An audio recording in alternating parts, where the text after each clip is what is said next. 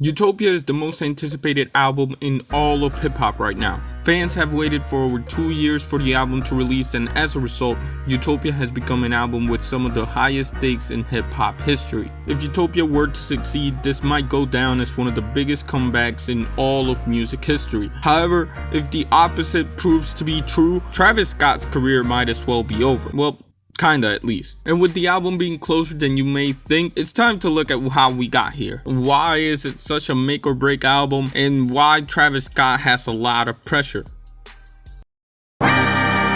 If we rewind the clock back to 2018, Travis was perhaps the hottest rapper in all of hip hop. For this life I cannot change. In the hills, deep off in Astroworld basically took over the whole scene in late 2018. He was big before, don't get me wrong, but after this, there was no denying the stardom of Travis Scott. Now that I'm home, back up the road, we shut it down where they sold. This extended to outside of music too, by the way. Yeah, I'm Travis Scott. This is my McDonald's order. Follow me. I will never forget the time that a person pulled up to my class with a Reese's Puff cereal box. Not even to like eat cereal at school, but to flex that he had a Travis Scott cereal box and talking about how much it was worth. And on top of that, I'll never forget when people started working at McDonald's just to have Travis Scott shirts. Like, y'all are crazy, I'm not gonna lie. Travis Scott had so much hype that he turned a Fortnite concert into an actual successful song. We see the hype outside, right from the house. And to be honest, if he wanted to, he could have turned this song into like that collaborative album thing, and it probably would have been successful too, but I guess he just never chased it. Keep in mind that a #1 song for most rappers and most artists in general is like the highlight of their career. And Travis Scott was low-key pumping them out with no end in sight. Yep, in my white tee. Yeah, call up Pipe Williams for the hype, please. Until like the end was very foreseeable. Breaking news, tragedy at a music festival in Houston. At least 8 people have died and many more injured after a crowd rushed toward the stage at the Astroworld festival last night. It's November 2021. Quarantine guidelines are slowly being lifted and festivals were slowly starting to open up with a relative lack of restrictions, and one of those festivals was Astroworld. Astroworld Festival was an annual music festival run by American rapper and singer Travis Scott, at least according to Wikipedia. And 2021 was supposed to be the biggest installment of the festival. The lineup included names ranging from SZA to Bad Bunny to, of course, Travis Scott, as well as a surprise appearance by Drake. So you would think it would have been a very good time to be there. However, after the first night, it became clear that they were just not prepared. Scott announced that he will cover all funeral costs for the victims, additional counseling costs, and refund all tickets to the festival. There was like too many people, too little like emergency stations. Travis Scott fans are kind of assholes. People died and a lot of people got injured too. It was an overall mess, and we can blame a lot of people for that poor planning, including Travis Scott, the city, the police department, and of course the fans themselves. But still, it was more than a black eye for Travis Scott in terms of public perception. And to be fair, he could have like still salvaged the situation, relatively speaking, if he had not released one of the worst apology videos that the internet has ever seen. Safe to say that album that he was teasing here and there, it was legit going to have to wait. And well, since then, Travis fans have waited for almost 2 years at this point, but now the year is 2023. All of the big names in hip hop are taking a break and basically taking a year off. And music as a whole is kind of like in a weird state right now where nobody's doing anything. And the attention now is on Travis Scott. It seems like Utopia is finally around the corner.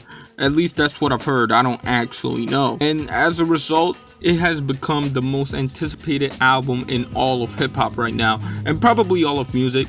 But I'll get back to you on that one because I don't know, maybe people are hyped more for like Olivia Rodrigo or something, I don't know. We really don't know much about the album, by the way. Outside of some like leaked snippets here and there of songs, it's really anybody's guess. Travis did mention in an interview before Astroworld that the sound of the album was gonna be this psychedelic rock type thing, so maybe there's that. But right now, it's all guesses.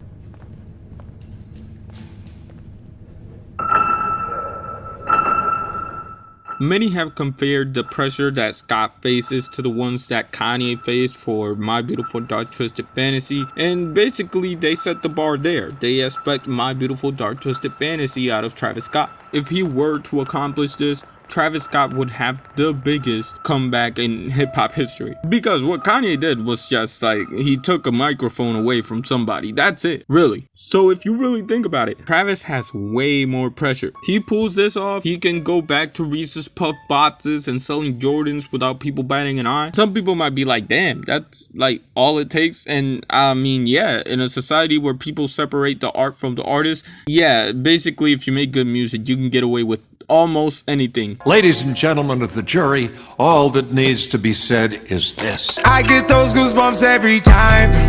Personally, I think the bar is high. The floor for this album has to be like Astroworld, and anything below that is essentially a fail. Whether it be commercially or critically, it's Astroworld or fail. To some of you that might seem like I'm setting him up for failure, but I just want to say Travis Scott is not the first person that's making a comeback album. Many have tried and many have failed. In order for Travis to set himself apart, he at the very least needs to return to form off the gates. Today's society is unforgiving, but what if he does it? Well, I'm gonna be honest with you, Travis might as well call it a career. To be honest with you, there's no way Travis will ever fall off completely. He has way too strong of a fan base for that to happen. But in terms of legacy in hip hop, this is basically as good as you're gonna get. Nothing is definitive, obviously, because like he could come back like years from now, but as of right now, this is basically like as good as he gets. He's reached his ceiling. And this is what I mean by saying that this is a make or break album for Travis Scott. It may not be make or break in the traditional sense of the phrase, but it's definitely make or break in terms of the scale that we're talking about. So I guess that just leaves the question, what is it gonna be? And honestly, I don't really know. Whether Utopia is a big hit or a mediocre one or even a failure, that's yet to be seen. And personally, I don't think anybody has the answers either. So in reality, it's up to time whether Utopia makes or breaks Travis Scott. Anyways, yeah, Travis Scott, Utopia, don't care for the album. I am not gonna lie, but a lot of people do. So I thought I'd make this video because, yeah. Anyways, shout out to Jay Dilla. Shout out to somebody out there. I don't know, whoever you are. And yeah,